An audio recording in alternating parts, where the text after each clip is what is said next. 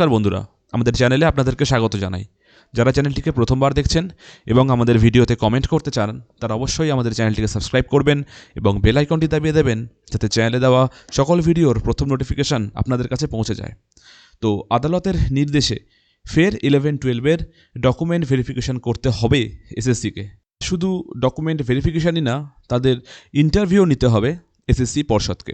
এবার সুপ্রিম কোর্টের দেওয়া নির্ধারিত সময় 7 তারিখ।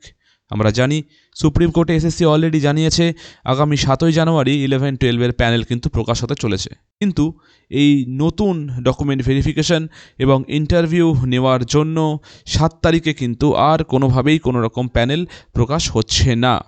মেধা তালিকা বেরোতে আরও বেশ কিছুটা সময় লেগে যাবে। বুধবার এসএসসি সূত্রে এমনটাই জানা গিয়েছে। এসএসসির এক কর্তা বলেন, হাইকোর্টের নির্দেশে 11-12-এর 100 জনের কিছু বেশি চাকরি প্রার্থীর তথ্য যাচাই করে ইন্টারভিউ নিতে হবে। তারপর আবার তাদের মেধা তালিকা তৈরি করতে হবে, তাদের মেধা তালিকা এনলিস্ট করতে হবে। সো মেধা তালিকা 7ই জানুয়ারি পেরিয়ে যাওয়ার সম্ভাবনাই কিন্তু এখন বেশি।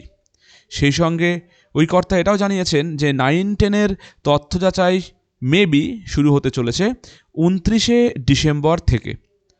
এসএসসি সূত্রের খবর, তাদের ইন্টারভিউ প্রক্রিয়া প্রায় শেষের দিকে চলে এসেছিল। এখন নতুন করে ফের কিছু প্রার্থীর ইন্টারভিউ করতে গেলে আবার ইন্টারভিউয়ের সূচি তৈরি করে বিশেষজ্ঞদের ইন্টারভিউ নেওয়ার জন্য ডাকতে হবে।